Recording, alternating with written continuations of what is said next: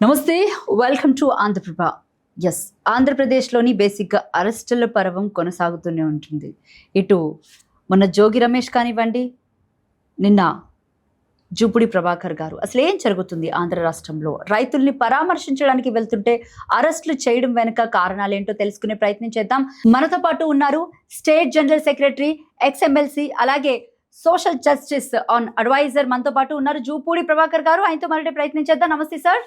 నమస్తే అమ్మా. ఎలా ఉన్నారు? ఫైన్ అమ్మా. How about you? Yeah, not bad. So కూటమి ప్రభుత్వం ఇప్పటికీ అధికారంలోకి వచ్చి 2 ఏళ్ళు పూర్తి చేసుకుంటుంది, ఇంకొక 1-2 నెలల్లోని. ఈ కాలంలో అంటే ఎట్లేదన్నా కూడా ఈ అరెస్టుల్ని ఓన్లీ అంటే పర్టికులర్గా వైసీపీ నేతల్ని అరెస్ట్ చేయడాన్ని ఏ రకంగా చూస్తున్నారు? సరే, అరెస్టులు అంటే ఒక ఎత్తు, బట్ ఇక్కడ ఈడ్చుకెళ్ళడాలు, లాక్కెళ్ళడాలు, ఎత్తుకొని వెళ్ళడాలు, ఈ విషయాలు అసలు మీరు ఏ రకంగా చూస్తారు? Thank you very much. దానిలో ఎత్తుకెళ్ళటాలు, ఈడ్చుకెళ్ళటాల్లో నిన్న నేను కూడా బాధితుడిని. అందుకే పర్టికులర్గా అడిగింది. అంటే ఈ రాష్ట్రంలో పోలీసు రాజ్యం నడుస్తుంది అండ్ పొలిటికల్ గవర్నెన్స్ నడుస్తుంది, నాట్ డెమోక్రటిక్ గవర్నెన్స్. ప్రజాస్వామ్య పరిపాలన ఈ రాష్ట్రంలో జరగటం లేదు. కూటమిలో ఉన్న 3 పార్టీలు కూడా ఈరోజు నేను కలిసి ఉన్నాయని నేను అనుకోవట్లేదు. అంటే 2 పార్టీస్, ఎస్పెషల్లీ బీజేపీ స్పెక్టేటర్ చూస్తూ ఉంది, cat on the wall. And రెండవ పార్టీ జనసేన ఇది ఎందుకో చాలా సైలెన్స్ పాటిస్తాం. పవన్ కళ్యాణ్ గారు ఆరోగ్యం బాగలేదని, లేకపోతే ప్రజా సమస్యల మీద గొంతెత్తి వెలుగెత్తి అరిసి ప్రశ్నిస్తానని వచ్చిన గొంతు ఎందుకో మోగపోయింది. కాబట్టి ఏకచక్రాధిపత్యంగా ఒక ఫ్యూడలిస్టిక్ మనస్తత్వంతో ప్రజాస్వామ్య వ్యవస్థల్ని నాశనం చేసి దుర్మార్గమైనటువంటి నిరంకుశ పాలనని తీసుకొచ్చే ఆలోచనలో భాగమే ప్రతి అంశం మీద, ప్రజా సమస్యల మీద పోరాటానికి పిలుపునిచ్చిన వైఎస్ఆర్ కాంగ్రెస్ పార్టీ నాయకుల మీద, కార్యకర్తల మీద పోలీసులను ప్రయోగించడం, చేస్తే లాఠీ చార్జ్, లేకపోతే కేసు పెట్టడం, లేదనుకుంటే మాట్లాడితే ఈడ్చుకెళ్ళటం, ఎత్తుకెళ్ళటం. ఇది పోలీసు రాజ్యానికి ఉన్నటువంటి ఒక లక్షణం. ఆఫ్టర్ ఆల్ పాపం పోలీసులు ఏం చేస్తారు? నేను ఒకటి గమనించాను. మీరు చాలా చక్కని ప్రశ్న అడిగారు. ఏం జరుగుతుంది ఈ రాష్ట్రంలో? పోలీసులు ఇంత విచ్చలవిడితనంగా ఎందుకున్నారని అడిగితే, మీరు అన్నట్టుగా రేపు 2 years అవుతుంది. అంటే ఆఫ్టర్ 2 years ఈరోజు ఈ రాష్ట్రంలో bureaucracy, including its IAS and IPS and other employees, particularly పోలీసులతోటి రాజ్యాన్ని పరిపాలించే మార్గాన్ని ఈరోజు తెలుగుదేశం పార్టీ ఎన్నుకుంది. పోలీసులతోటి ఎవడైతే పరిపాలిస్తాడో ప్రజాస్వామ్య వ్యవస్థలో, భారతదేశంలో, ప్రపంచంలో ఎక్కడ కూడా రెండోసారి గెలిచినటువంటి ఘటనలు లేవు. అండ్ దే డిక్లేర్డ్ దెమ్సెల్వ్స్ మాది పొలిటికల్ గవర్నెన్స్ అన్నారు. బట్ జగన్మోహన్ రెడ్డి గారు 2019-24లో ఆయన చేసినటువంటి పోలీసులతోటో లేకపోతే అన్డెమోక్రటిక్గా ఆయన ఎప్పుడు చేయలేదు. మా పార్టీకి ఓటు వేయకపోయినా సరే ఎలిజిబిలిటీ ఉంటే ప్రతిదానికి. మీరు గుండెల మీద చేసుకొని చెప్పగలుగుతారా? టీడీపీ పార్టీ వాళ్ళని ఎవరిని అరెస్ట్ చేయించలేదని, వాళ్ళని ఇబ్బంది పెట్టలేదని, అంటే ఇప్పుడున్న పరిస్థితులు అప్పుడు లేవని? నేను అదే చెప్తున్నాను. మీరు గుండెల మీద వేసుకోమన్నది నేను ఎక్కడ వేసుకున్నాను? గుండెల మీద. అవును కదా. Now will come to the subject. Telugu Desam party వాళ్ళని అరెస్ట్ చేయలేదని మేము చెప్పలేము. ఎందుకు? కొన్ని తప్పులు జరిగినప్పుడు మమ్మల్ని కూడా అరెస్ట్ చేశారు. వీళ్ళు వచ్చినప్పటి నుంచి అదే పనిలో ఉన్నారు. But not everyday, not always. మేమెందుకు ఆ రోజు ప్రభుత్వం బాధ్యతగా కొన్ని అరాచకమైన ఘటనలు జరిగినప్పుడు ఎస్, గవర్నమెంట్ రియాక్ట్. బట్ ఇక్కడ కాదు. ప్రతి దానికి వాళ్ళకి ఎగరెస్ట్గా మాట్లాడితే, లేకపోతే ఒక పోస్ట్ పెడితే, ఒక ధర్నా చేస్తే, అంటే ప్రజాస్వామ్యాన్ని గురించి ఈ రాష్ట్రంలో ఎవరు మాట్లాడాలి? ప్రజల సమస్యల్ని, హక్కుల్ని, లేకపోతే వాళ్ళ బాధల్ని, వాళ్ళ వ్యధల్ని, వాళ్ళ కన్నీటి గాథల్ని ఎవడు అడ్రస్ చేయాలి? ప్రతిపక్ష పార్టీ కాదా? మీలో మీరు ప్రతిపక్షంగా ఉండండి, సంతోషం. ఎస్, పవన్ కళ్యాణ్ గారు కూటమిలో ఉన్నప్పుడు కూడా నేను ప్రజలకు ఏమైనా అడ్డంకులు సృష్టిస్తే నేను అడ్డం తిరుగుతానని చెప్పాడు. Come on, why is not talking? Why is something like monthly once నాకు ఆరోగ్యం బాగలేదని ఎందుకు వెళ్ళిపోతా ఉన్నాడు? బీజేపీ అంటారా? Wait and see. ఈ రాష్ట్రంలో మాకు స్వతంత్రంగా ఎప్పుడు మేము వస్తాము, అప్పుడు దాకా మేము తెరవెనుకుండి నాటకం ఆడాల్సిందే అని దానిలో ఉన్నారు. బట్ వైఎస్ఆర్ కాంగ్రెస్ పార్టీ చాలా స్పష్టంగా చెప్తూ ఉన్నది, ప్రజల సమస్యల మీద గొంతెత్తి వెలుగెత్తి పోరాట మార్గాన్ని ఎంచుకున్న వైఎస్ఆర్ కాంగ్రెస్ పార్టీ పోరాటంలో ఉంటుంది. మేము పోరాటంలోకి వెళ్ళిన ప్రతిసారి వీళ్ళు ఏం చేస్తున్నారంటే పోలీసులను ప్రయోగిస్తూ ఉన్నారు. నేను చేసిన observation, below the rank of SP, superintendent of police, జిల్లా అధికారి ఎవరైతే ఉన్నారో వాళ్ళ దగ్గర ఉన్న డిఎస్పీలు కానీ, ఏఎస్పీలు కానీ, కానిస్టేబుల్ కానీ, సిఐలు కానీ, ఎస్ఐలు కానీ మొత్తం కూడా నిన్న నాతోటి నన్ను అరెస్ట్ చేసే క్రమంలోనే వాళ్ళు ఏమన్నారంటే, అన్న ఏమనుకోవద్దు, మాకు తప్పట్లేదన్నా, మీలాంటి వ్యక్తులను కూడా మేము ఎత్తుకుపోవాల్సి వస్తుంది. అంటే దేర్ ఇస్ ఎ రిపెంటెన్స్. అంటే వాళ్ళల్లో సార్ ఒక చిన్న లాజిక్ ఏంటంటే ఆ రకంగా చెప్పిన వాళ్ళు ఎందుకు ఎత్తుకెళ్తారు, నార్మల్ గానే చేసుకొని అంటే తీసుకెళ్తారు. That is a disciplinary force. నార్మల్గా పోలీసులు ఏంటి పైన ఒక ఆజ్ఞ వస్తే ఎస్పీ దగ్గర నుంచో, ఐజీ దగ్గర నుంచో, హోమ్ మినిస్టర్ దగ్గర నుంచో ఒక ఆర్డర్ వస్తే దాన్ని పాటించాల్సింది. పాటించేటప్పుడు సున్నితంగా అంటే ఎత్తుకెళ్ళమని ఆర్డర్స్ వచ్చాయి. అంతే. ఈవెన్ తెలిసినా కూడా నార్మల్ గా మీరు పిలిస్తే వెళ్తారు కదా. వెళ్తాం కదా. అసలు వాట్ ఈస్ ద నీడ్? నేను ఒక పరామర్శకు రైతులు ధర్నా చేస్తుంటే గిట్టుబాటు ధర కోసం స్వామినాథన్ గారు ఈ దేశంలో ఏం చెప్పాడంటే, వ్యవసాయదారుడు ఏది పండిస్తాడో వాడికి గిట్టుబాటు ధర ఇచ్చి ప్రభుత్వం కొనుక్కోవాలి. That is called MSP. ఆ గిట్టుబాటు ధర కోసం మామిళ్ళపల్లిలో అంబటి మురళి అనే అతను ప్రజల పక్షాన, రైతుల పక్షాన నిలబడి లోకల్ ఎమ్మెల్యే 2,400 రూపాయలు క్వింటాలు కొనాల్సిన దాన్ని 1,650 రూపాయలకు కొనేసి తను బ్లాక్ మార్కెట్లో అమ్ముతూ ఉంటే ఆయన దొంగ గూడంలో పెడితే ఒక గోడౌన్లో వాటన్నిటిని బట్టబయలు చేసి ప్రతిరోజు మీరు అన్నట్టుగా ఒక నాయకుడిని పిలిపించి ప్రజలను ఎడ్యుకేట్ చేస్తూ ఉన్నాడు. Is it not the responsibility of the opposition party to educate the people in the state or in the democracy? Yes, this is our right. When we felt that is our right, మేము మూమెంట్లోకి వెళ్తే వచ్చేసి నేనున్న రూమ్ని పగలగొట్టేశారు, బయటికి రమ్మన్నారు. వచ్చిన తర్వాత ఎందుకు నేనేం డిస్టర్బ్ చేయలేదు. There is no law and order problem at all. నేను ఇంకా రూమ్లోనే ఉన్నాను, ప్రజలు గ్యాదర్ కాలేదు, నేను నా స్పీచ్ ఇవ్వలేదు, నేను అక్కడికి వెళ్ళలేదు. బట్ నేను అక్కడ రాకూడదట అంటే నేను వెళ్ళటమే నేరం అవుతుందా? అంటే ఒక ప్రాంతం నుంచి ఇంకో ప్రాంతానికి ఒక రాజకీయ పార్టీ నాయకుడు సమావేశాలని అడ్రస్ చేయడం కోసం పోకూడదా? Do you call it it's a democratic ఈ పంథా డెమోక్రటిక్ పంథా అంటావా? అందుకే ఫెడరల్ యాక్టివిటీ ఎవరైతే చేస్తారో, నియంతృత్వ ధోరణిలో ఎవరైతే ఉంటారో రెండోసారి వచ్చే సమస్య లేదు. Very peaceful state is this. Jaganmohan Reddy గారు ఎప్పుడైనా సరే మీరు ఆ ప్రశ్న అడిగారు, మీరు ఎప్పుడు చేయలేదని. Yes, we did on certain issues. వాళ్ళు ధర్నాలు చేసి చంద్రబాబు నాయుడు గారు కందుకూరులో బహిరంగ సభ పెట్టాడు. చిన్న గొంతులో నారోగొండ దగ్గర మురికాల పక్కన బహిరంగ సభ పెడితే 8 మంది తొక్కుని చనిపోయారు. ఆ రోజు జగన్మోహన్ రెడ్డి గారు చంద్రబాబు నాయుడు అరెస్ట్ చేయమని చెప్పలేదే? చెప్పాలి కదా. మీరు అడిగిన ప్రశ్న సమాధానం నేను చెప్తున్నాను.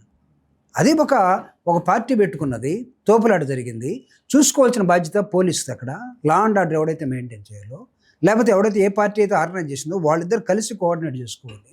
బట్ అక్కడ ఒక దుర్ఘటన జరిగింది. మేము ఎవరినైనా బాధ్యులను చేసామా? మేమేం చేసాం?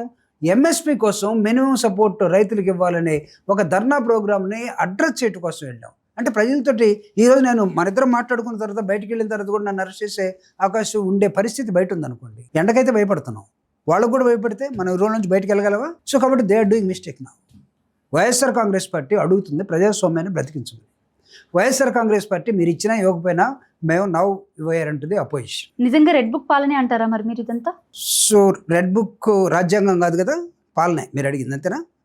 ఎందుకంటే ఐ డిస్ప్యూట్. మా వాళ్ళు ఎవరన్నా రెడ్ బుక్ రాజ్యాంగం అంటే డోంట్ ఇన్సల్ట్ ఇండియన్ కాన్స్టిట్యూషన్ అని చెప్తాను. రెడ్ బుక్ ఉంది కానీ ఎవరికి ఏది జరగాలో దానికి అంటే అంతవరకే చేస్తున్నాం, లిమిటెడ్ గానే ఉంటున్నాం. దాంట్లో ఒక బుక్ లో వాళ్ళు ఏదో పేర్లు రాసుకున్నారు, ఆ పేర్ల ప్రకారం అంటే ఆ బుక్ లో మీ పేరు కూడా ఉందా?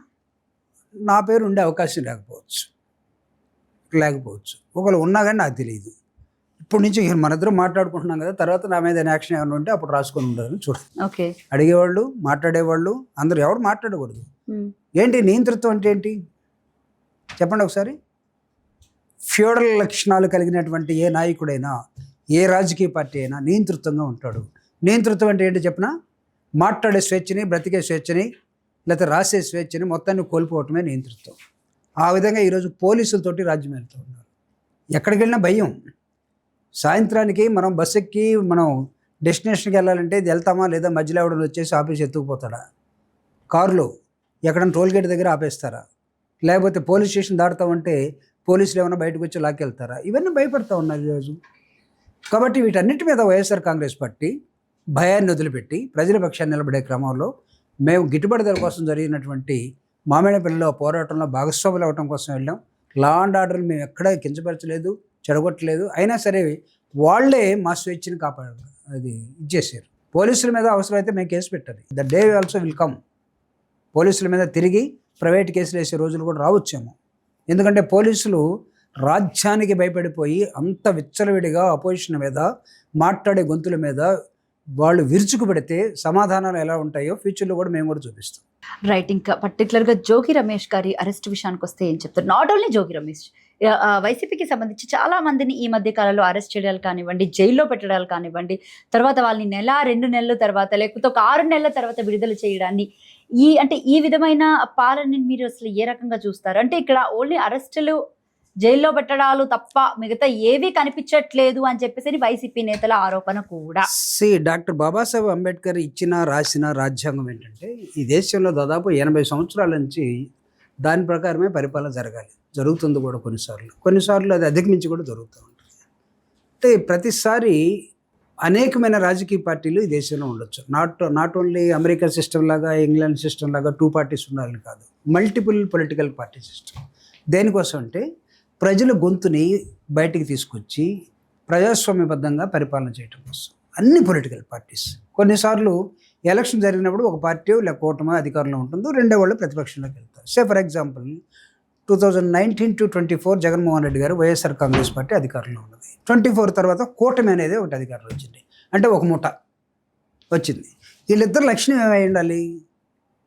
ఎనీ పొలిటికల్ పార్టీ ఇద్దరి మధ్య ఉండాల్సింది మిత్ర వైరుధ్యం తప్ప శత్రు వైరుధ్యం కాదు. శత్రువులు కాదు. వైఎస్ఆర్ కాంగ్రెస్ పార్టీ, తెలుగుదేశం పార్టీ శత్రు వైరుధ్యాలు కాదు. ఒకరినొకరు చంపుకోవటాలు, అరెస్ట్ చేయటాలు, లేకపోతే జైల్లో పెట్టాలు, ఇది కాదు. మీ పంథా మీది, మీ వ్యవహార శైలి మీది, మీ మేనిఫెస్టో మీది, మీ ఆలోచన విధానం మీది, మా ఆలోచన విధానం. మొదలుపెట్టింది ఎవరు ఈ హింసా రాజకీయాలు ఆంధ్ర రాష్ట్రంలో? వస్తున్నాం. మీరు వేసిన question, after all YSR Congress party is a infant, 15-17 years old. But you take Telugu Desam party account since 1982 to 2022, దాదాపు 40 సంవత్సరాల 42 సంవత్సరాల చరిత్ర ఉన్నది. ఎవరు మొదలుపెట్టింది? ఎవరై ఉండాలి? చెప్పనా మీకు? అంటే బేసిక్ అంతవరకు, అంటే అంతకు ముందు బేసిక్ మాకు ఊహ వచ్చిన దగ్గర నుంచి చెప్తున్నాను సార్. ఊహ వచ్చిన దగ్గర నుంచి చెప్తున్నాను. 2019 నుంచి 2024 మధ్యలో జరిగినటువంటి అరెస్టులు కానివ్వండి, లేకపోతే గొడవలు కానివ్వండి, లేకపోతే అంటే టీడీపీ పార్టీ ప్రతిదీ కూడా ఇలా జరుగుతుంది. ఈవెన్ జనసేన పార్టీ కూడా ఇక్కడ ఇలా జరుగుతుంది అంటే రాజకీయ నాయకులు హింసా రాజకీయాలు తప్ప ఇక్కడ అసలు పాలన జరగట్లేదు, ఇది ఒక అరాచక పాలన అని వాళ్ళు పదే చెప్పడం వెనుక ఆంతర్యం ఏంటి మరి? ఇది అదేదో అంటారు కదా, ఇదిగో పులి అంటే అదిగో తోక అన్నట్టు. ఇక్కడ వైఎస్ఆర్ కాంగ్రెస్ పార్టీ మీద ఒక ముద్ర వేయటం కోసం ప్రయత్నం చేశారు. నేను అడుగుతా ఉన్నా, వైఎస్ఆర్ కాంగ్రెస్ పార్టీ పరిపాలనలో 30,000 మంది అమ్మాయిలు మిస్ అయిపోయారని పవన్ కళ్యాణ్ గారు బ్లేమ్ చేశారు. ఆ కేసు ఏమైంది మరి? చెప్పాలి కదా, వీళ్ళు అధికారంలో ఉన్నారు కదా, తీసుకొచ్చి పెట్టాలి 30,000 మందిని. ముగ్గురన్నా తీసుకొచ్చారా? అంటే ఏం జరిగి ఉండొచ్చు అప్పుడు? కావాలని వైఎస్ఆర్ కాంగ్రెస్ పార్టీ వాళ్ళకి, జగన్మోహన్ రెడ్డి గారి పార్టీకి పేడంతా పూసారు. మేము దాన్ని కడుక్కుంటా ఉన్నాం. అబద్ధాలు చెప్పిన పెద్ద మనుషులు వాళ్ళ అధికారంలోకి వచ్చారు, చేయండి. మేమేం అడుగుతున్నాం?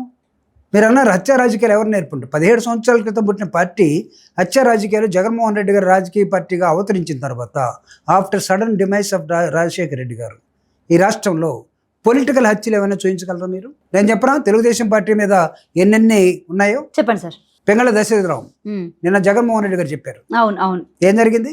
మల్లెల బాబ్జీ, విలేకరి, ఏం జరిగింది? వంగవేటి మోహన్ రంగా, ఏం జరిగింది? రాజశేఖర రెడ్డి గారి వాళ్ళ ఫాదర్ రాజారెడ్డి గారు, ఏం జరిగింది? ఇవన్నీ ఎవరు చేశారు?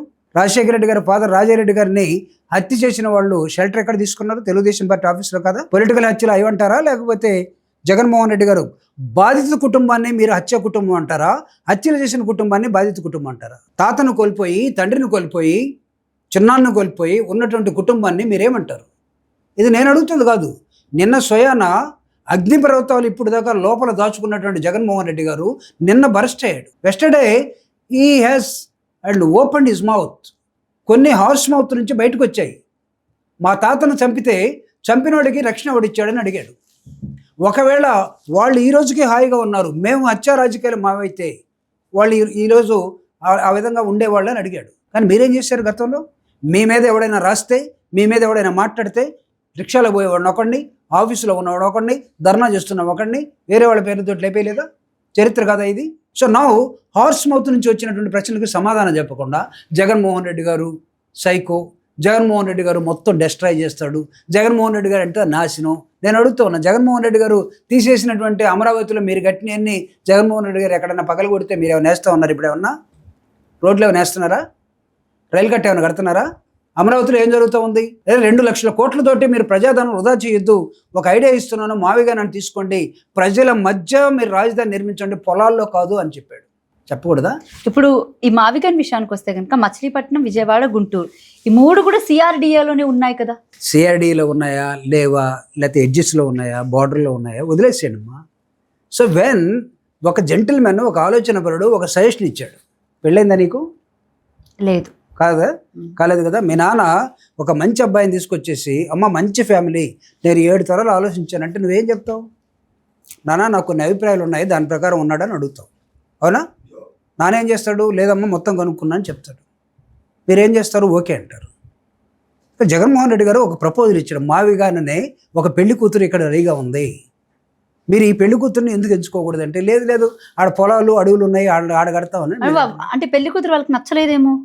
అది దర్శకుడు నచ్చిందా నచ్చలేదని అడగాలి కదా. మీ నాన్న మీకు ప్రపోజ్ చేసినప్పుడు, లేకపోతే మీరు మీ నాన్నతో మాట్లాడినప్పుడు ఇంటరాక్షన్ ఉంటుంది కదా, కాన్వర్జేషన్.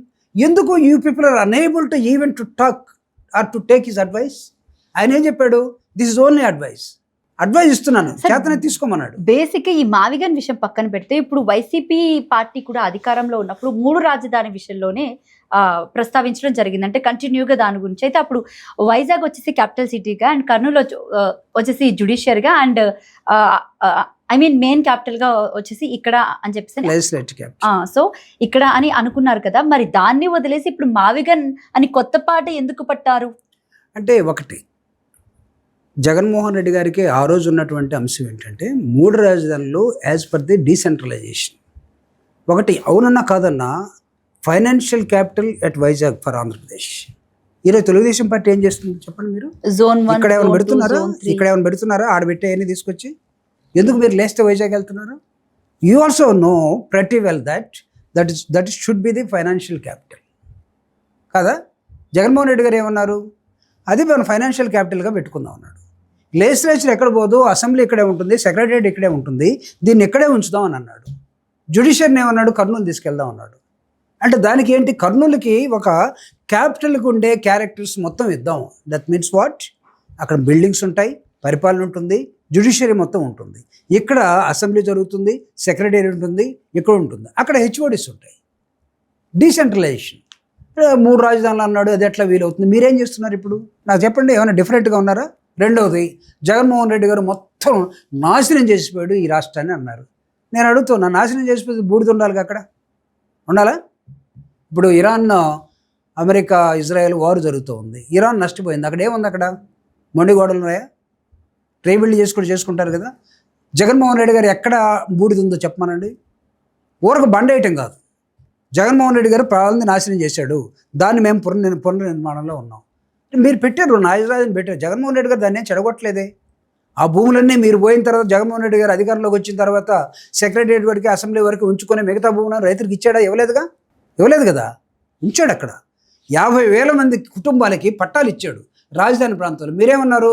నో ఇదంతా పెద్దోళ్ళు ఉండే ప్రాంతం, ఇదంతా పరపతి ఉండేవాళ్ళు, పేదోళ్ళు ఉండకూడదని చెప్పేసి వాళ్ళందరినీ పట్టాలు తీసేశారు. మీకు అసలు మాట్లాడే హక్కు ఎక్కడ ఉంది? జగన్మోహన్ రెడ్డి గారు కోలగొట్టింది ఏంటి? అక్కడ ఉన్న ప్రజాభవనం ఏదో ఒకటి అని, అవునా? చంద్రబాబు నాయుడు గారు ఉండే ఇంటి పక్కన ఉన్నదాన్ని. ఎస్, నేను అడుగుతున్నా, జగన్మోహన్ రెడ్డి గారు డిస్ట్రాయ్ చేశాడు, మీరు మళ్ళీ పునర్నిర్మాణంలో ఉన్నారు. మీరంతా సంపద సృష్టించేవాళ్ళు కదా. సంపద ఎక్కడన్నా ఏమైనా పండించారా 2 సంవత్సరాల నుంచి? ఏ పంట వేస్తే వరి పంట ఎంతకాలం వస్తుందమ్మా తెలుసా నీకు? వరేస్తే ఎన్ని నెలలు పండుతుంది, సజ్జలు వేస్తే ఎన్ని నెలలు పండుతాయి, కందులు వేస్తే ఎన్నిసార్లు, కాకూరలు ఎన్ని రోజుల్లో వస్తాయి తెలుసా? ఈ ప్రాంతం ఎక్కడైనా ఏమైనా సంపద సృష్టించారా? సృష్టించకపోగా ప్రతిదాన్ని నాశనం చేశారు.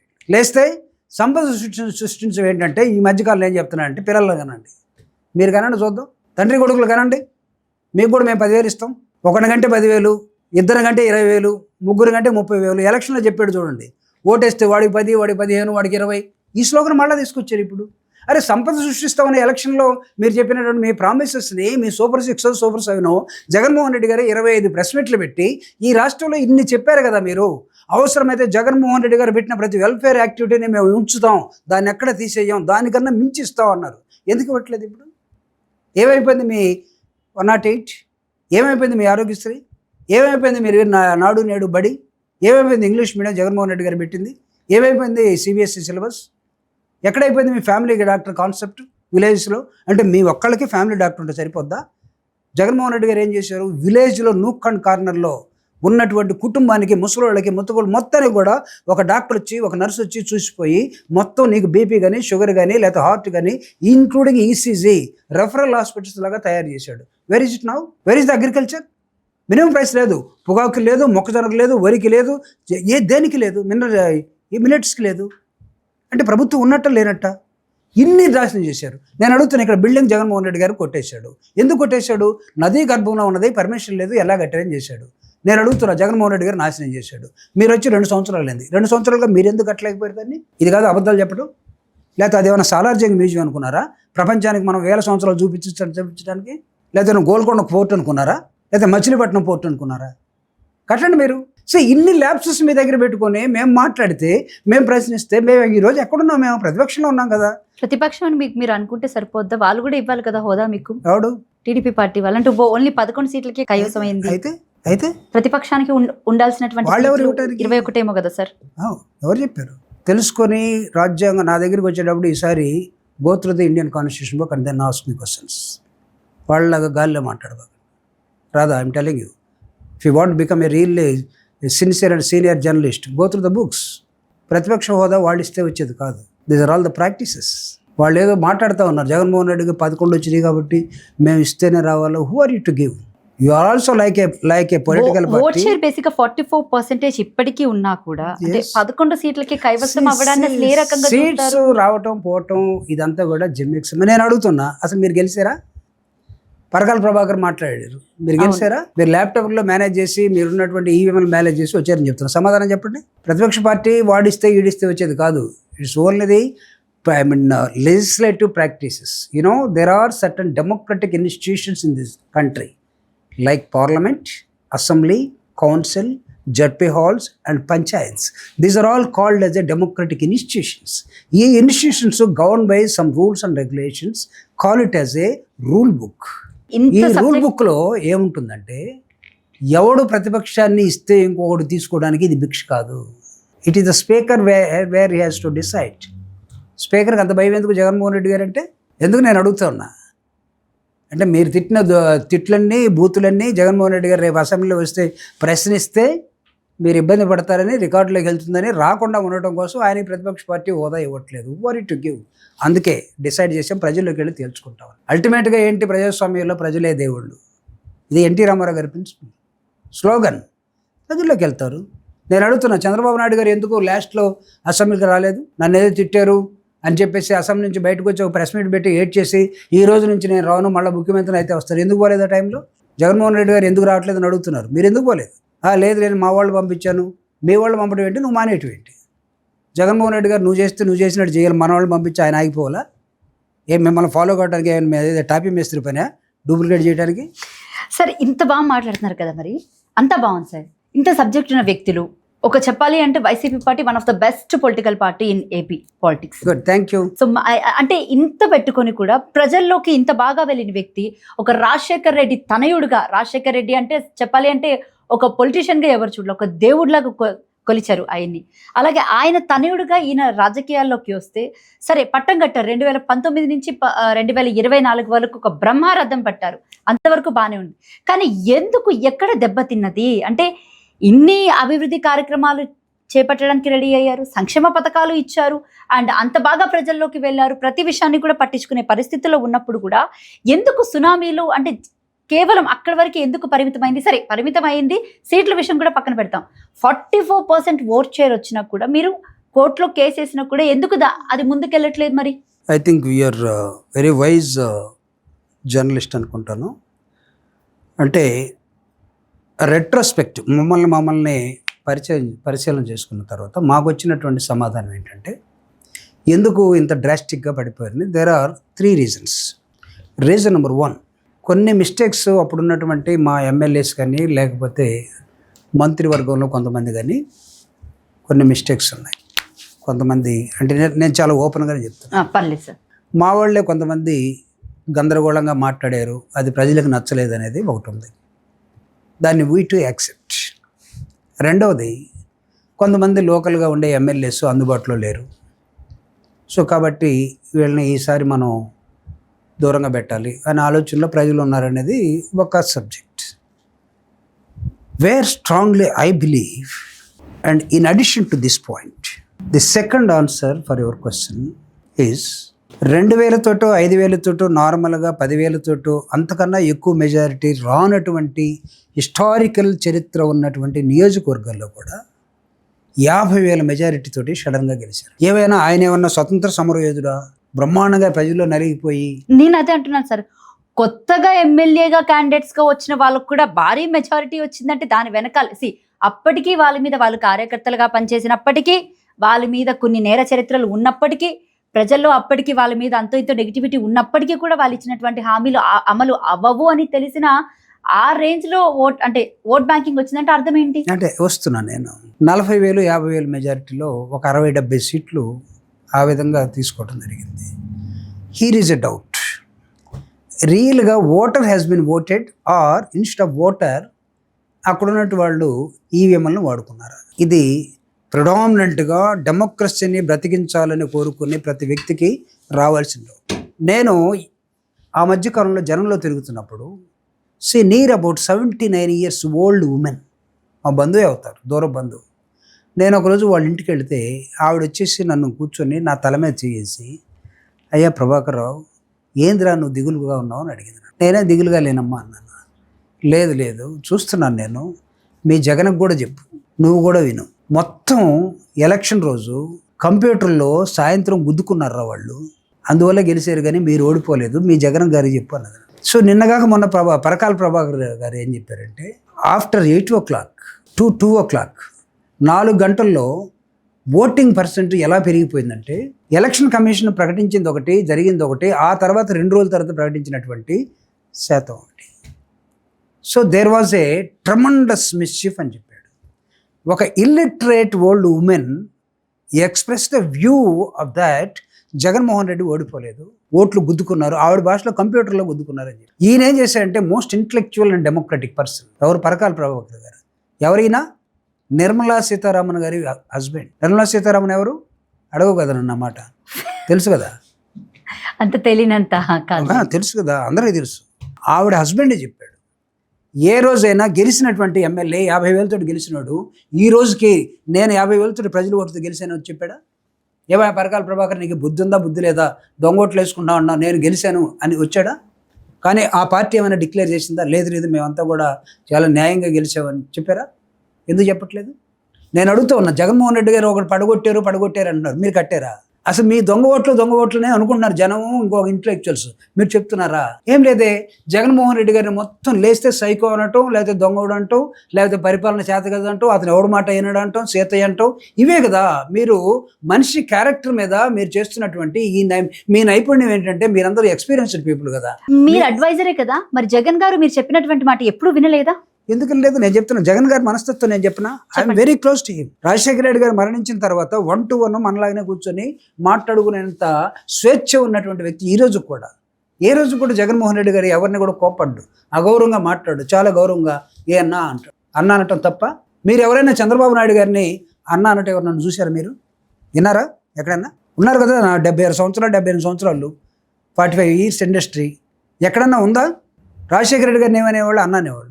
జగన్మోహన్ రెడ్డి గారు ఏమంటారు? ఆయన అన్న అంటాడు, ఆయన్ని అందరూ అన్న అంటారు, పెద్దోళ్ళైనా చిన్నోళ్ళైనా. అన్నలో ప్రేమ ఉంటుందా, లేకపోతే ఏమండి ఏం సార్ దీనిలో ప్రేమ ఉంటుందా? అరే అంత ప్రేమని, లవ్ అండ్ ఎఫెక్షన్ ఉన్నటువంటి వ్యక్తిని మీరు దుర్మార్గుడని ఎలా పోర్ట్రేట్ చేస్తారు? ఇది కదా అబద్ధం అంటే. దానిలో మీకు నైపుణ్యం. పోర్ట్రేట్ చేయడానికి గల కారణాలు ఒకసారి మీలో కూడా వస్తున్నాను. ఎందుకంటే ఇందాక నేను మీకు నియంత లక్షణాలు ఎలా ఉంటాయని చెప్పాను కదా, ఇంకొక పొలిటికల్ పార్టీ రాష్ట్రం ఉండకూడదు, మేమే ఉండాలి. How dare you people to think like that? ఎట్లా ఉంటుంది? ఒకవేళ నిజంగానే ఇంకొక పొలిటికల్ పార్టీ ఉండకూడదు, మేమే ఉండాలి అనుకుంటే జనసేన పార్టీని ఎందుకు ఈ మీదకి తెర మీదకి తీసుకొచ్చి మరి వాళ్ళకి 21 సీట్లు 22 ఐ థింక్ ఫిగర్ అయితే నాకు సబ్జెక్ట్ కరెక్ట్, నాకు సో 21 సీట్లు వచ్చినా కూడా డిప్యూటీ పదవి ఇచ్చారంటే మామూలు విషయం కాదు కదా. సో ఇక్కడ దీన్ని ఏమనుకోవాలి మరి? ఊరికే వీలేదు, వాళ్ళు మాట్లాడకుండా ఉండడం కోసం ఇచ్చారు. మీరు ఇందాక ఏమన్నారు? నిజంగానే ఇంకొక పొలిటికల్ పార్టీ ఎదగకూడదు అనుకుంటే జనసేన పార్టీకి అదే నేను చెప్తుంది అదే. నెక్స్ట్ టైంకి పొలిటికల్ పార్టీ ఏమవుతుందో జనసేన చూసుకోండి. ఇప్పుడు ఇచ్చారు మాట్లాడకుండా ఉండడం కోసం. అసామాన్యమైనటువంటి ఏ అధికారాలు ఎక్కడ రాజ్యాంగంలో లేనటువంటి ఒక డిప్యూటీ సీఎం ఇచ్చారు. ఎక్కడ ఉన్నాయా? Can you show to me in the Indian constitution book what are the terms and references are the responsibilities for the deputy CM? Zero. సున్నా. ఏముండవు. ఏముంటుందంటే నీకు ఓన్లీ ఒక ప్రోటోకాల్, సీఎం అనుకుంటే ఇవ్వచ్చు, లేకపోతే హోమ్ మినిస్టర్ దాన్ని తీసేయచ్చు. హోమ్ మినిస్టర్ని మేము తీసేస్తా ఉన్నారు చూడు. లా అండ్ ఆర్డర్ పోయింది, ఈ హోమ్ మినిస్టర్ పని చేయట్లేదని ఒకసారి పిఠాపురంలో రంకిలేసాడు పవన్ కళ్యాణ్ గారు. హోమ్ మినిస్టర్ తీసేయడం కాదు, హోమ్ మినిస్టర్ అనుకుంటే ఆయనకున్న ప్రోటోకాల్ని తీసేస్తుంది. ఆయన ఎలాగో తీసేయలేకపోయాడు. తెలియాలి ఎవరి మీద ఏమన్నా. లా అండ్ ఆర్డర్ ఎప్పుడు కూడా హోమ్ మినిస్టర్ చేతిలో ఉండదు. Law and order lies with the honourable CM and honourable prime minister. పేరుకుంటాడు ఒక హోమ్ మినిస్టర్. అది కూడా తెలియనటువంటి deputy CM home minister law and ఆర్డర్లో ఫెయిల్ అయింది, ఆవిడ తీసేసేయండి అన్నాడు. అంత గొప్ప పదవి కదా నువ్వు చెప్పినట్టుగా. అలాంటి పదవిని ఇచ్చి ఆయన కూర్చోబెట్టారు అక్కడ. అందుకే ఆయన నెలకు ఒకసారి జ్వరం వచ్చిందని చెప్పి ఎటు వెళ్ళిపోతాడు. తర్వాత ఆ పార్టీ మీరు అన్నారు కదా, ఇంకొక రాజకీయ పార్టీ ఉండొద్దు అనుకునే వాళ్ళు ఆ పార్టీని ఎలా కలుపుకున్నారని. ఇంకో సంవత్సరం తర్వాత చూడండి మీరు, ఆ పార్టీ ఉంటుందా లేదా. లేకపోతే చిరంజీవి గారి పార్టీ ఏమైంది? ఇప్పుడు మీ వయసు ఎంత? 27. ఇంకొక 5 సంవత్సరాలు ఆగి మాట్లాడుకుందాం. అప్పుడు విలు నన్ను, మళ్ళీ మనం మాట్లాడుకుందాం. ఒకరు ఉంటుందో పోతుందో చూద్దాం. ఎందుకు వాళ్ళు ప్రతిపక్షం ఉండకూడదు అనుకుంటే అలాంటి పార్టీలు ఉండొచ్చు. వాళ్ళు చెప్పినట్టుగా అన్నీ వినేవాళ్ళు ఉండొచ్చు. ప్రతిపక్షం ఎందుకు ఉండకూడదు? ప్రశ్నించే గొంతు ఉండకూడదు. ఇది నియంత లక్షణాలు, ఇది ప్రజాస్వామ్య లక్షణాలు కావు ఇవన్నీ కూడా. వైఎస్ఆర్ కాంగ్రెస్ పార్టీ, తెలుగుదేశం పార్టీ ఉండకూడదు అనుకోలేదే? కాదు సార్, అనుకోలేదు. కాదు, మీ పార్టీలోనే కొంతమంది మాట విధానం బాగాలేదు, అందుకే కొంచెం అంటే కొత్త వాళ్ళకి టికెట్లు ఇద్దాం అనుకున్నాం, కొంతమందిని పక్కన పెట్టాలనుకున్నాను. ఇప్పుడు మీరే కదా చెప్పారు. మరి అలాంటి వాళ్ళు పార్టీలో ఉన్నప్పుడు మాట్లాడుతుంటే ఎందుకు ఖండించలేకపోయారు? ఎందుకు వాళ్ళని సస్పెండ్ చేయలేకపోయారు? అంటే ఇక్కడ టికెట్లు ఇవ్వటం లేదు, లేకపోతే ఎవరికి ఇవ్వాలి ఎవరికి ఇవ్వకూడదు, ఇవన్నీ కూడా పార్టీ అధ్యక్షుడు చూసుకున్నట్టు అంశం. ఎవరు టికెట్ ఇస్తారో వాళ్ళే ఉంటారు, ఎవరికి వద్దనుకుంటారో ఆయన రీజన్స్ ఉంటాయి. ఎవరికే అనుకోరు. గెలవటాలు ఓడిపోవటాలు ఇవన్నీ సర్వసాధారణం అయినప్పుడు కూడా ఎవరు గెలుస్తారు ఎవరు గెలవరు అనేది పార్టీ అధ్యక్షుడికి ఒక నోట్ ఉంటుంది ఖచ్చితంగా. ఇంటెలిజెన్స్ రిపోర్ట్లు ఉంటాయి, తన ఓన్ రిపోర్ట్స్ ఉంటాయి. దాన్ని ఎవరు క్వశ్చన్ చేయకూడదు. ఇన్ఫ్యాక్ట్ నేను కూడా లేదు అక్కడ పొరపాటు జరిగింది, అది నా అభిప్రాయం అయి ఉండొచ్చు, కానీ నాయకుడి అభిప్రాయం అది ఉండకపోవచ్చు. ఓడిపోతే ఓడిపోయి ఉండొచ్చు. ఓటిపైకి నేను చెప్తున్నాను కదా, కారణం మేము ఈరోజు అనుకుంటా ఉన్నాం. కొంత మా మీద వ్యతిరేకత ఉన్నా, ఇన్కంబెంట్ ఓటు యాంటీ ఇన్కంబెంట్స్ మా మీద ఉన్నా, ఇంత దారుణంగా ఒక్కొక్కడు 50,000 60,000 గెలిచే అంత అక్కడ వాళ్ళ పనితనం ఏమి లేదు. కాబట్టి ఎక్కడో ఏదో జరిగింది, కానీ దాని ఆధారాలతో మేము కూడా ముందు పెట్టలేకపోతున్నాం. ఎందుకంటే మా దగ్గర లేవు, ఉన్నా కానీ మేము చేయలేకపోతున్నాం. ఇది నేను చెప్పడం ఏంటి, జగన్మోహన్ రెడ్డి గారు రిజల్ట్ వచ్చిన నెక్స్ట్ డేనే చెప్పాడు, ఎక్కడో అనుమానాలు ఉన్నాయి కానీ మా దగ్గర ఆధారాలు లేవు. ఆ అనుమానాలని పరకాల ప్రభాకర్ గారు ఒక రూపంలో బయటపెట్టాడు. నేను ఎందా చెప్పిన ఒక ఇల్లిటరేట్ ఓల్డ్ ఉమెన్ ఒక రూపంలో బయటపెట్టాడు. ఇది చాలదా? అన్నం ఉడికిందా లేదనేది మనం మొత్తం లోపల మనం డేక్సీలో చేయబెడతామా? పెట్టంగా. Right sir. అయితే పెద్ద దస్తగిరి విషయంలో నేను జగన్ గారు తీసి మాట్లాడినటువంటి మాటలు చాలా వరకు ఆలోచింపజేసేలా ఉన్నాయి కదా. ఏంటి అసలు ఎప్పుడు ఆయన మీరు అన్నట్టు ఎప్పుడు అలా బ్లాస్ట్ అవ్వలేదు, ఎప్పుడు అలా మాట్లాడలేదు ఆయన? అంటే ప్రతిదీ జగన్మోహన్ రెడ్డి గారు అంత నెమ్మదిగా ఉండే వ్యక్తి, అంత కామ్గా ఉండే వ్యక్తిని తీసుకెళ్ళి ఇంట్లో అందరినీ ఒకరి తర్వాత ఒకరిని పోగొట్టుకున్నటువంటి వ్యక్తిని నువ్వు దొంగ, లేకపోతే జగన్మోహన్ రెడ్డి గారు హత్య రాజకీయాలు, గొడ్డల పార్టీ. మాది గొడ్డల పార్టీ. మా పార్టీ సింబల్ ఏంటమ్మా? ఫ్యాన్ కదా. ఎట్లా చెప్తారు అసలు? ఇంకొక రాజకీయ పార్టీ అధినాయకుడు మా పార్టీ గొడ్డలేసి ఇది గొడ్డల పార్టీ అని ఎట్లా చెప్తాడు? మేము ఇప్పుడు అన్నావా మీది సైకిల్ కాదని? అనలేదు కదా. ఎందుకనలేదు? జగన్మోహన్ రెడ్డి గారు అనొచ్చు కదా, సైకిల్ బదులు ఏదో ఒకటి పెట్టి ఇది అనొచ్చా, ఇది ఇంకోటి పెట్టచ్చు కదా. అనలేదే. అరే ఇంగిత జ్ఞానం అనేది ఒకటి ఉండాలి కదా. వయసు పెరిగితే సరిపోద్దా? అందుకే నేను ఇందాక ఒక మాట చెప్పాను మీకు, మిత్ర వైరుధ్యాలు తప్ప శత్రు వైరుధ్యాలు ఉండకూడదు. After all we're all into the politics. అనేకమైన రాజకీయ పార్టీలు ఉంటాయి. నువ్వు నేను లేకపోతే ఇంకొక రాజకీయ పార్టీ వస్తుంది, రాదని కాదు, ఇండిపెండెంట్లు వస్తారు. అయితే వీళ్ళందరూ కొట్టుకొని సాగమని కాదు. ఎవరు ప్రజల్లో ఉంటారో వాళ్ళు ప్రజలు ఎవరిని ఎన్నుకుంటారో వాళ్ళు ప్రజాస్వామ్యంలో నిలబడతారు. సో జగన్మోహన్ రెడ్డి గారు వైఎస్ఆర్ కాంగ్రెస్ పార్టీ పెట్టుకొని దానికి ఒక ఫ్లాగ్ పెట్టుకొని ఎలక్షన్ కమిషన్ ఒక సింబల్ ఇస్తే, అది కాకుండా నువ్వు గొడ్డలు పెట్టి గొడ్డల పార్టీ అంటే ఏమని జగన్మోహన్ రెడ్డి గారు మాట్లాడరా? అందుకే ఆయన మాట్లాడాడు. గొడ్డలు వాడింది ఎవడు, కత్తుల్లో వాడింది ఎవడు, మర్డర్లు చేసింది ఎవరు, ఈ లెక్కంతా కూడా నీ దగ్గర ఉంది కదా, నువ్వు ఎలా అంటావు మమ్మల్ని అని అడిగాడు. సమాధానం చెప్పమానండి. దానికి సమాధానం ఎక్కడ చెప్తున్నారా? లేదు. లేస్తే జగన్మోహన్ రెడ్డి గారి సైకో, ఆయన ఎవరి మాట వినడు, ఆయన అది బగలు కొట్టాడు, అది నాశనం చేశాడు. ఇప్పుడు ఆయన నాశనం చేసి దాన్ని మొత్తాన్ని మేము మళ్ళా నిర్మిస్తున్నాం. వీళ్ళంతా ఇప్పుడు గడ్డపార్లు చెలకపార్లు పెట్టుకొని బొగ్గు తీసుకొని వాళ్ళందరూ కట్టలు కడతా ఉన్నారు.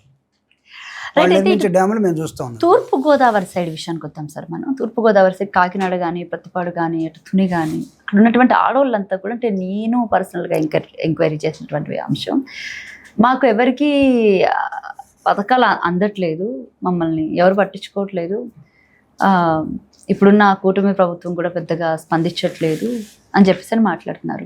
ఇప్పుడు ప్రజల దగ్గర నుంచి ఇట్లాంటి ఒక రివ్యూ వస్తున్నప్పుడు వైసీపీ నేతలు ఏం చేస్తున్నారు అంటే, వెళ్ళొచ్చు కదా ప్రజల్లోకి. ఇప్పుడు వాళ్ళకి పథకాలు రాకపోతే అవి వచ్చేటట్టు చేయాల్సిన బాధ్యత ప్రతిపక్ష పార్టీ అని మీరే చెప్తున్నారు. సో చెప్తున్నప్పుడు మీ ప్రజలు ఈ రకంగా మాట్లాడుతున్నప్పుడు వాళ్ళకి ఆ పథకాలు అందేలా చేయాల్సిన బాధ్యత కూడా ఎవరిది? ప్రజల తరపున పోరాడాల్సిన పరిస్థితి ఎవరిది? మీదే కదా. మరి ఎందుకు వెళ్ళలేకపోతున్నారు అంటే ఈ విషయం మీ దృష్టికి రాలేదా ఇప్పటి వరకు? థ్యాంక్ యూ అమ్మా, thank you for your keen observation. No doubt మీరు ఫీల్డ్లో ఉన్న విషయాన్ని చాలా స్పష్టంగా. అయితే మేము కూడా అలాంటి బాధ్యతల దగ్గరికి వెళ్ళలేకపోతున్నాం అనేది ఆలోచన మీకు కూడా వచ్చినట్టుంది. కొన్ని చోట్ల కొన్ని లోపాలు మాలో కూడా ఉండి ఉండొచ్చు, నో డౌట్. మీరు యాక్సెప్ట్ చేస్తున్నారా? అదే ఉండి ఉండొచ్చు, లేకపోతే వాళ్ళ దగ్గర నుంచి వచ్చినప్పుడు ఆటోమేటిక్గా. అంటే మీరు వెళ్ళినప్పుడు ఇప్పుడు ఏదైతే ఈ మౌత్ పబ్లిసిటీ ఇప్పటిదాకా జరిగిందో, సో వాస్తవంగా జరిగాయో లేదో విషయం కూడా పక్కన పెడతాం. మౌత్ పబ్లిసిటీ అనేది మాత్రం 2019 నుంచి 2024 మధ్యలో ఎంత బాగా జరిగిందో అది అందరికీ తెలిసిందే. అది చెప్పాలంటే ఒక టెక్నిక్, ఈ పాలిటిక్స్ లో ఒక కొత్త టెక్నిక్ అని మాట్లాడుకోవచ్చు. మరి ఆ టెక్నిక్ యూజ్ చేసినప్పుడు ఇట్లాంటి విషయాలంటే నియోజకవర్గాల వారుగా మీ చేతుల్లో మీడియా ఉంది, మీ చేతుల్లో సోషల్ మీడియా ఉంది, ఎక్స్ ఉంది, డైరెక్ట్ గా ప్రజల దగ్గరికి పోయి అక్కడ అంటే ఈ టీడీపీ వాళ్ళ వైఫల్యాలు ఎత్తి చూపడం కంటే ప్రజల దగ్గరికి వెళ్ళి వాళ్ళ మాటలు వినిపిస్తే ఇంకా పోయేదేమో కదా. అవును, ఈ జాగ్రత్తలు, ఈ లెసన్స్ మేము ఖచ్చితంగా మీరు చెప్పిన వాటిని మొత్తాన్ని కూడా లెసన్గా తీసుకొని మేము మా పార్టీ రివ్యూలో కూడా నేనే మాట్లాడతాను జగనన్నతోటి. ఒక సీనియర్ జర్నలిస్టు రాధా అనే అమ్మాయి. సీనియర్ కాదు సార్, మీరు అడగండి. అవుతావమ్మా, ఎందుకు కాదు. అంత డెప్త్గా జనంలోకి వెళ్ళి మాట్లాడుతున్నావు అంటే నీలో ఆ యాంగ్జైటీ లేకపోతే జనంలోకి వెళ్ళరుగా. మీరు కూడా ఏసీ రూమ్లో కూర్చొని ఇంటర్వ్యూ చేయొచ్చు. లోపల ఆ యాంగ్జైటీ మీలో పనిచేస్తూ ఉంటుంది కదా. సీనియర్ అంటే ఏజ్ తోటో లేకపోతే ఇంకో దాంతో రాదమ్మా, జ్ఞానంతో వస్తుంది. సో మీరు దానిలో ఉన్నారు, మీరు ఆ పనిలో ఉన్నారు కాబట్టి nothing wrong to quote your name. But దీన్ని ఒక లెసన్గా మేము తీసుకుంటాం, గుణపాఠంగా తీసుకుంటాం. ఎక్కడైనా తప్పులు జరిగితే ఖచ్చితంగా తీసుకొని 2 ఏళ్ళు అవుతుంది కదా అని అంతే. అవును, అంటే మేము పనిచేస్తూనే ఉన్నాం కదా. ఈరోజు మేము పునర్నిర్మాణంలో ఉన్నాం. వాళ్ళు చెప్తున్నారు మేము జగన్మోహన్ రెడ్డి నాశనం చేసిందని మొత్తాన్ని మేము చేస్తున్నామని. అంటే ఇప్పుడు మీరు చెప్తున్న రీబిల్డ్ లో ఉన్నారు కదా, నిజంగా రీబిల్డ్ లో ఉంటే కనుక, రీబిల్డ్ అంటే ఏంటి? వాళ్ళు వేసింది కౌంటర్ ఇవ్వడం కాదు, మనం ప్రజల్లోకి వెళ్ళడం, ప్రజల బాధలు కష్టాలు తెలుసుకోవడం, ఎవరికన్నా అన్యాయం జరిగితే వాళ్ళ దగ్గరికి వెళ్ళడం. ఇప్పటికీ కూటమి ప్రభుత్వం అధికారంలోకి వచ్చి 2 ఏళ్ళు అవుతుంది. మొన్న నెల్లూరులోకి పోయారు, మన సీఎం చంద్రబాబు నాయుడు గారు కూర్చొని వాళ్ళ ఇంట్లో అన్నం తినడం కానివ్వండి, ఇలాంటి పిఆర్ స్టంట్లు అన్ని చేసినప్పుడు మీరు ఎందుకు చేయలేకపోతున్నారు? అంటే అదే ఇందాక నేను చెప్పాను చూడు, టాపీ మేస్త్రిలాగా డూప్లికేట్ విధానం చేయడం కాదు. మాకుండే మెకానిజం మాకుంది. జగన్మోహన్ రెడ్డి గారు ఓదార్పు యాత్రలో మీరు పాడేరు ఎప్పుడు వెళ్ళారా? పాడేరు ఓదార్పు యాత్రకి వెళ్ళినప్పుడు నేను మీకు ఒక లైవ్ ఎగ్జాంపుల్ ఇస్తాను. పాడేరులో ట్రైబల్స్ ఎలా ఉంటారు తెలుసు కదా, సరిగా ఒంటి మీద బట్టలు కూడా ఉండవు. కానీ ఒక ముసలావిడ, చాలా దాదాపు ఒక 60-70, నాకు తెలిసి ఒక 50-60 ఏళ్ళు ఉంటాయి. అక్కడ ముసలివాళ్ళు అంటే 40 ఏళ్ళకే ముసలివాళ్ళు అయిపోతుంటారు ఆ ఏరియాలో. ఆవిడ ఒక చిన్న కుండలో నుంచి జగన్మోహన్ రెడ్డి గారికి చిన్న కుండలో నుంచి పున్నీళ్లతోటి తయారు చేసినటువంటి అన్నం, వాళ్ళు రాత్రి వండుకున్నదో ఎప్పుడు వండుకున్నదో. జగన్మోహన్ రెడ్డి గారు ఓదార్పు వాళ్ళ ఇంటికి వెళితే ఐ వాజ్ ద ఐట్నెస్. వెళ్తే ఆవిడ ఆ కుండలో నుంచి అన్నం తీసి, అయ్యా నువ్వు ఎప్పుడు తిన్నావో తినయ్యా అని ఇలా పెట్టింది. తిన్నాడా? మరి తిన్నాడు. ఇలా తింటూ ఉంటే నేను కాదు కానీ నాలాంటి వాడు వెనకాల ఉండి జగన్మోహన్ రెడ్డి గారిని కొద్దిగా వెనక్కి లాగాడు. ఆయన సీరియస్గా చూశాడు. ఆవిడ చెయ్య ఇలా మూతికి అంటుకొని పోయింది. అంటే పెడుతున్న ఆ పున్నీళ్ళన్నా ఇక్కడ దాకా అంటుకుంది. ఆవిడ ఏం చేసింది చెప్పనా, ఒక పవిట, రవికి కూడా లేదా పెద్ద ఆవిడకి, ఆ పవిటితోటి మొత్తం తుడిసింది. జగన్మోహన్ రెడ్డి గారు నెత్తి మీద చేయబెట్టి ముద్దు పెట్టుకొని వచ్చాడు. ఇప్పుడు నువ్వు చెప్పి అన్నం తిన్న బ్యాచ్ ఉన్నారు చూడు, ఆర్టిఫిషియల్ బ్యాచ్, వీళ్ళని పోయి తినమను. పుల్లుండి ఒక ముసలాయన మంచం మీద పడుకొని 70-80 సంవత్సరాలు కదలలేక ఉంటే, ఇంట్లో పిల్లలు కూడా చూడకపోతే, ఓదార్పు యాత్రలో రోడ్డు పక్కన ఉంటే వెళ్ళి పక్కన కూర్చొని గట్టిగా, మీరు వింటే ఆ వీడియో పిక్చరైజ్ చేసుకోండి, గట్టిగా తీసుకొని అత్తుకొని నెత్తి మీద ఏడన్నీ పుల్లు ఉన్నాయి, రసి కారుతా ఉంది.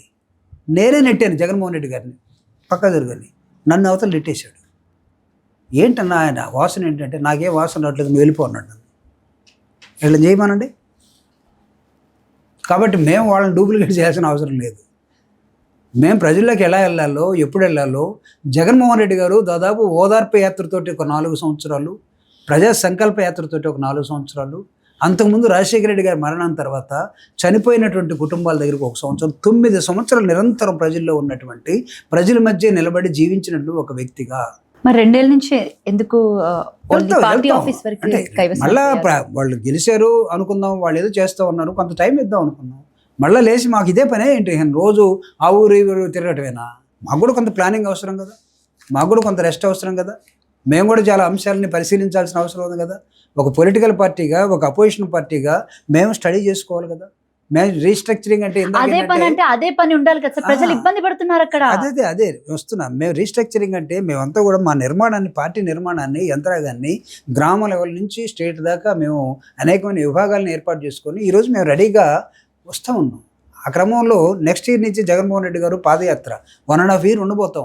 నిరంతరం ప్రజల్లోనే ఉంటాడు. మళ్ళీ ఏ ప్రజలైతే జగన్మోహన్ రెడ్డి గారు అధికారంలో ఉన్నప్పుడు మాకు కనపడలేదు సరిగా, 9 సంవత్సరాలు మా మధ్యలోనే తిరిగాడు, ఈ పిల్లోడు మావోడు, మా మనవడు ఇంకా రాలేదు, మా కొడుకు ఇంకా రాలేదు అని భావించినటువంటి ఎవరైతే ఉన్నారో ప్రజలు, వాళ్ళందరి దగ్గరికి మళ్ళీ వెళ్ళటం కోసం మేము ప్రయాణం చేస్తూ ఉన్నాం.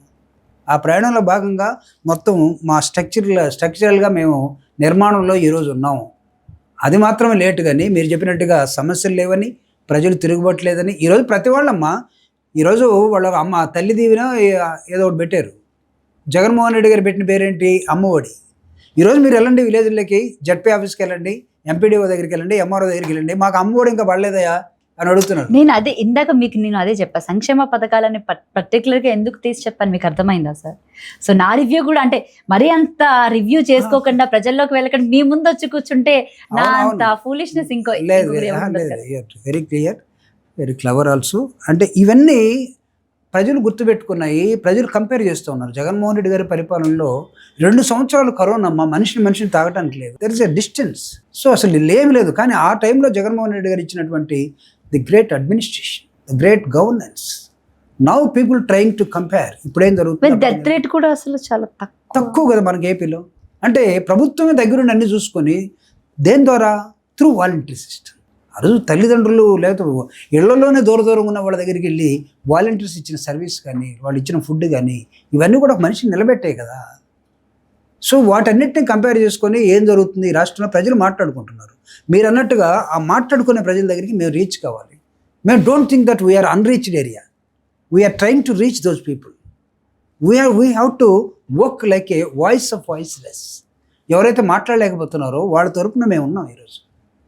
We are trying to reach all unreached areas as well as we are the voice of voiceless.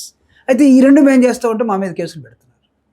మేము అక్కడికి వెళ్తూ ఉంటే నేనేం చేశాను, మామిడిపల్లిలో నేను వెళ్ళి రైతుల దగ్గరని పరామర్శించడానికి వెళ్ళాను. నేను ఇంకా వెళ్ళలేదు, అసలు ఒక రూమ్ లో ఉన్నా, ఇంట్లో రూమ్ లో. అదే పరామర్శించడానికి వెళ్తున్నప్పుడే మిమ్మల్ని అడ్డుకోవడానికి ప్రయత్నించారు, ఈడ్చుకెళ్లారు. ఇదే కదా జరిగింది అక్కడ. అసలు నేను ఇంకా వెళ్ళలేదమ్మా, నేను ఆ ఊరు వెళ్ళాను అంతే. ఓకే. అసలు పోలీసులు ఏంటంటే మేమంతా బార్డర్లో ఉన్నాం అంటే నా కోసం ఏం చేశారంటే, ఉదయం 9 గంటల నుంచి 10:30, 11 లోపల వీడు వస్తాడని నా కోసం చూస్తున్నారు అన్ని 4 కార్నర్స్లో. నేనేం చేశాను, వాళ్ళకి ఎవడో తెలియకుండా ఉదయం 7:30కి వెళ్ళిపోయా. ఆ టైంలో ఎవరు లేరు. నాకు ఒక పోలీస్ ఫ్రెండ్ ఉంటే అడిగాను నేను, నార్మల్గా మీరందరూ కూడా ఇట్లా అరెస్ట్ చేయడానికి వచ్చినప్పుడు ఏం చేస్తారంటే, అన్న మాది పొద్దున్నే 7 గంటలకల్లా మాకు వాకింగ్ ఎక్సర్సైజ్ అయిపోయి 7-7:30కి టిఫిన్ చేస్తాం. టిఫిన్ చేసిన తర్వాత మేము వెహికల్ ఎక్కేసి ఎక్కడ పోవాలో మాకు పాయింట్ ఇస్తారు, అక్కడ పోతాం అంటే ఎన్నింటికి చేస్తారండి కానీ మాలో ప్రోగ్రామ్ బట్టి, ప్రోగ్రామ్ అరౌండ్ 9 o'clock అనుకోండి, 8కి చేరుతాం. 10 o'clock అనుకోండి, 9కి చేరుతాం. అంటే నా ప్రోగ్రాము 10 o'clock ఇచ్చారు. అంటే పోలీసులు 9కి రెడీ అయ్యారు, నేను 7:30కి వెళ్ళిపోయా. వాళ్ళకి ఏంటంటే మేము ఫెయిల్ అయిపోయాము, జూపుడు తెలియకుండా ఎప్పుడు వచ్చాడు అనేది వాళ్ళకి ప్రిస్టేజ్ అయిపోయి నేను ఇంట్లో ఉన్నామని లాక్కొని వెళ్ళిపోయారు. అంటే I never disturbed, I mean gathering people. I think I never created అన్లా ఆఫ్ ఐ మీన్ దాన్ని ఏమంటాం మనం, లీగల్గా లేకుండా ఏం లేము, నా వల్ల ప్రాబ్లం లేదు. నేను జస్ట్ రూమ్లో ఉంటే రూమ్ డోర్ కొట్టి మేము పోలీసులు వండి రూమ్ తీయండి, ఓపెన్ చేయండి. లక్కీగా వాళ్ళకి తెలియ పాపం నేను డోర్ లాక్ చేయలే. వాళ్ళు ఏదో గౌరవంతో లాక్ చేసి ఉంటారు కొడతా ఉన్నారు. నేను వాడు కొడుతున్నారు, నేను అప్పుడు లాక్ చేశాను. Right sir. అయితే ఒకసారి మళ్ళీ మనం జగన్ గారి దగ్గరికి వెళ్తాము. జగన్ గారు గెలిచినప్పుడు అంటే దాదాపు 9 ఏళ్ల పాటు ప్రజల్లోనే ఉన్నారు అని చెప్పేసి మీరు చెప్పారు కదా, రైట్. అయితే అయినప్పటికీ కూడా జగన్ పాదయాత్రలు కానివ్వండి అందరికీ తెలిసిందే అది. మరి గెలిచిన తర్వాత ఎందుకు ప్రజలని దూరం పెట్టాల్సి వచ్చింది జగన్ గారు? లేదమ్మా, ఇప్పుడు గెలిచిన తర్వాత ప్రజలు జగన్మోహన్ రెడ్డి గారు గెలిచిన మా మీద ఉన్న నెపం చెప్పనా, గెలిచిన నెక్స్ట్ వీక్ నుంచే జగన్మోహన్ రెడ్డి గారు మళ్ళీ ప్రజల దగ్గరికి వెళ్ళాడు. గెలిచిన వాళ్ళు ఏమన్నారు తెలుసా? గెలిచిన వాళ్ళు ఏమన్నారు తెలుసా? ఏంటి ఓడిపోయిన తర్వాత అంత తొందర ఏంటి, కనీసం 6 నెలలను ఆగలేడా, మళ్ళీ ఇప్పుడే జనం మీద రావాలన్నా, మమ్మల్ని ఇబ్బంది పెట్టాలని అన్నారు. సో కాబట్టి జగన్మోహన్ రెడ్డి గారు ఖాళీగా లేడు. ప్రతి అంశంలో ఢిల్లీకి కూడా వెళ్ళాం, ఢిల్లీలో ఒక నిరసన కార్యక్రమం చేశాం. ఇక్కడ ప్రతి అంశం మీద ఎవరి మీద సరే కార్యకర్త మీద ఏగ వాలితే జగన్మోహన్ రెడ్డి గారు అక్కడికి బయలుదేరి వెళ్ళాడు. కార్యకర్తను అరెస్ట్ చేసినా లీగల్ సెల్ని అలర్ట్ చేశాడు. కార్యకర్తకు ఏమో ఇబ్బంది వచ్చినా వాళ్ళని పిలిపించి మాట్లాడాడు. అవసరమైతే తనే వెళ్ళాడు. చాలామందిని మర్డర్లు చేస్తే, కుటుంబాల మీద దాడులు చేస్తే వాళ్ళ దగ్గరికి వెళ్ళి మాట్లాడాడు. సో పోరాటంలో భాగం ఇవన్నీ కూడా ఈ 2 సంవత్సరాలుగా ఇవన్నీ జరుగుతూ ఉన్నాయి. అయితే మనం అనుకున్నట్టుగా ఒక పాదయాత్రని జగన్మోహన్ రెడ్డి గారు ప్లాన్ చేస్తూ ఉన్నారు. పాదయాత్ర చేసినప్పుడు ప్రజలు జగన్మోహన్ రెడ్డి గారు ఇంకా ఎక్కువ మమేకమైపోవడానికి అవకాశాలు ఎక్కువ ఉన్నాయి. ఆ క్రమంలో ప్రజలకు ఇంకా దగ్గరగా ఉంటాం. రైట్. అయితే మీరు టీడీపీ పార్టీలో అండ్ వైసీపీలో కూడా ఉన్నారు కదా. చంద్రబాబు నాయుడుకి జగన్కి నేను వైసీపీ పార్టీ పెట్టినప్పటి నుంచి ఉన్న వ్యక్తిని. అంతకుముందు టీడీపీ కదా? కాదు, తర్వాత ఎప్పుడో ఒక ఇష్యూలో నాకు ప్రాబ్లం వచ్చినప్పుడు ఫస్ట్ నేను I'm the one of the important pillar to YSRCP. Okay sir. అంటే whatever TDP party Chandrababu నాయుడుకి అండ్ వైసీపీ పార్టీ జగన్కి మధ్య తేడా ఏంటి? అంటే సీఎం ఇక్కడ బోత్ ఆర్ 2 ఇండివిజువల్స్. సైకలాజికల్గా మీరు సైకాలజీ ప్రకారం చెప్పాలంటే each and every individual is different. కాబట్టి ఆ విధంగా మనం వ్యక్తుల్ని కంపేర్ చేయలేము. అడ్మినిస్ట్రేషన్ పాయింట్ ఆఫ్ వ్యూ ఎవరు జనరల్గా bent of mind towards poor లేకపోతే టువర్డ్స్ వేకర్ సెక్షన్స్ అని అనుకుంటే నో డౌట్ రాజశేఖర రెడ్డి గారు అందరికన్నా గొప్ప అడ్మినిస్ట్రేటర్గా పేద వర్గాల గురించి ఎక్కువ ఆలోచించి అనేకమైన సంక్షేమ కార్యక్రమాన్ని తీసుకొచ్చిన వ్యక్తి. ఆ తర్వాత ఆయన కొడుకుగా జగన్మోహన్ రెడ్డి గారు ఇంకా లోపలికి వెళ్ళి పేదవాళ్ళు ఎలా ఎలివేట్ కావాలి అని తెలుగు మీడియం నుంచి ఇంగ్లీష్ మీడియం దాకా పల్లెటూరులో ఉండే గవర్నమెంట్ స్కూల్స్ని నీకు అద్భుతమైనటువంటి మోడల్ స్కూల్స్గా మార్చి వాళ్ళకి సిబిఎస్ఈ సిలబస్ ఇచ్చి కొత్త లాంగ్వేజ్ని ఏర్పాటు చేసి పేదింటి పిల్లవాడు ప్రపంచాన్ని ఏలాలి అని ఒక దృక్పథాన్ని తీసుకొచ్చి అంత అవగాహన సొసైటీ మీద ఉన్నటువంటి lovable person and administrator Jaganmohan Reddy గారు. చంద్రబాబు నాయుడు గారు అంటారా, ఆయన గొప్ప వ్యక్తే కాదని నేను, ఆయన అడ్మినిస్ట్రేటరే, బట్ ప్యాటర్న్ ఈజ్ డిఫరెంట్. ఆయన మొత్తం త్రూ ప్రైవేటైజేషను మనం చూడాలంటాడు. ఎన్నికలేమో ప్రభుత్వ పరంగా జరగాలి, ఎన్నికలు గెలిచిన తర్వాత మనం మొత్తం ప్రైవేట్ వాడికి ఇవ్వాలి. ప్రైవేటు పరిపాలనలో ప్రైవేటైజేషన్లో ఆయన ఘనుడు. ప్రభుత్వాన్ని ప్రభుత్వంతో నడపాలి, ప్రభుత్వం అంటే పేదలు అనే చెప్పేదానిలో తండ్రి కొడుకులు జగన్మోహన్ రెడ్డి గారు, రాజశేఖర రెడ్డి గారు ఇక్కడగా వాళ్ళిద్దరూ అగ్రభాగంలో ఉంటారు. Thank you sir. Thank you so much sir, మీ విలువైన సమయాన్ని మాకు కేటాయించినందుకు. ఇది వైఎస్ఆర్సీపీ స్టేట్ జనరల్ సెక్రటరీ, అలాగే ఎక్స్ఎమ్మెల్సీ, అలాగే adviser on social justice Jupudi Prabhakar Rao గారితో ప్రత్యేక ఇంటర్వ్యూ. మరొక ఇంటర్వ్యూతో మళ్ళీ కలుద్దాం. Thank you.